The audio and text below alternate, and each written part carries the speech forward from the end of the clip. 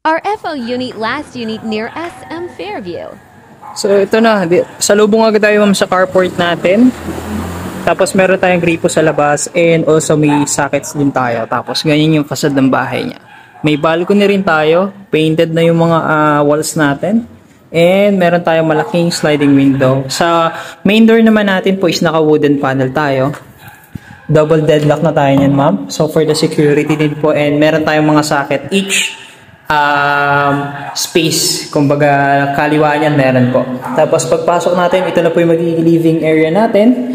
So pwede tayong maglagay ng sofa. Ang kagandahan kasi dito ma'am, naka-divide na po yung magiging dining area ninyo, which is dito po nakalocate yung dining area. Tapos ito naman po yung kitchen area natin, ceramic countertops and deep sink. Tapos meron na rin tayong mga built-in cabinet po dyan. So kasama na po yung mga doors.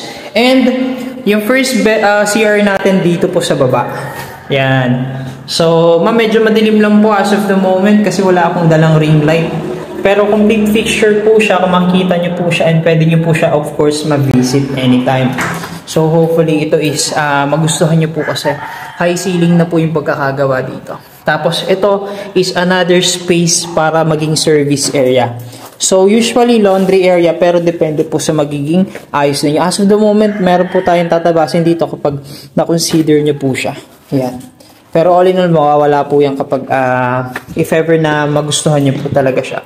Tapos akit naman tayo sa taas ma'am. So ganyan agad yung pagpasok natin. So high ceiling talaga siya. Sa baba pa lang po yan ma'am. Sa ating staircase naman, combination po siya ng bakal tsaka ng tiles. Naka-tiles na po siya actually. Ayan po. Yan. So dito, pag akit natin dito ma'am, sa kaliwang part, ayan, sasalubong agad natin yung dalawa nating bedroom. Tapos meron agad tayo CR dito. So medyo madilim lang as of the moment ma'am, pagpasensyahan mo na po. Pero ayan, all in all. Yan. Ang ating first bedroom is ganyan po. Usually pambata lang po talaga siya. Ayan.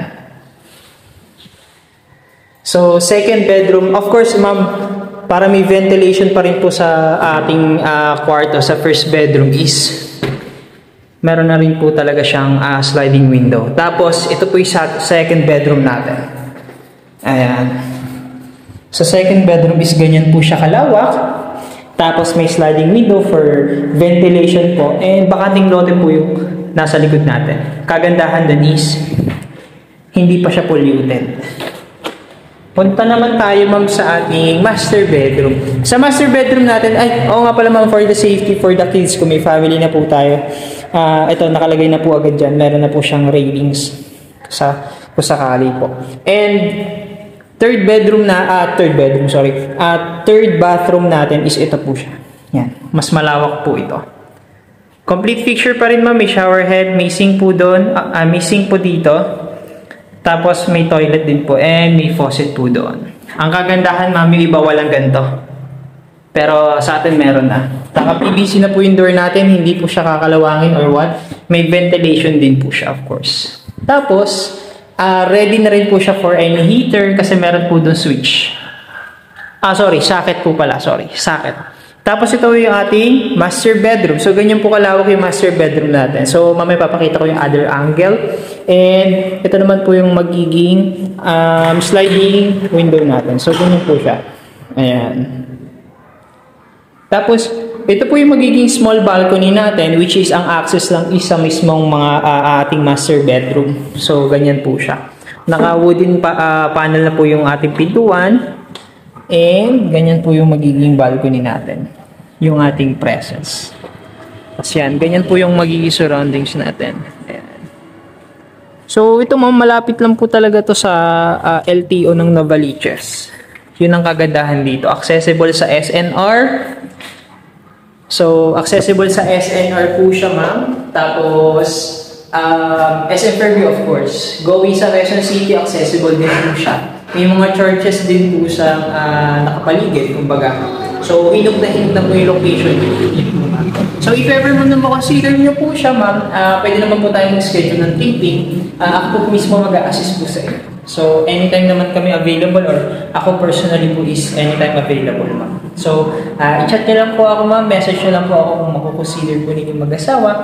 For the computation po, sasend ko po sa inyo directly para mapag-aralan po ninyo. And hopefully po, is nakatulong po yung video natin sa pag-decide po ninyo, lalo sa pagkuha ng property.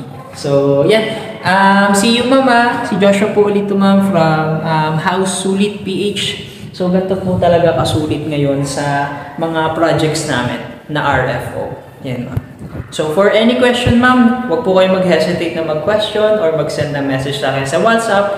Facebook is open din naman po ako. Personal Facebook is open din po for messages. Yun po, ma'am. And see you, ma'am.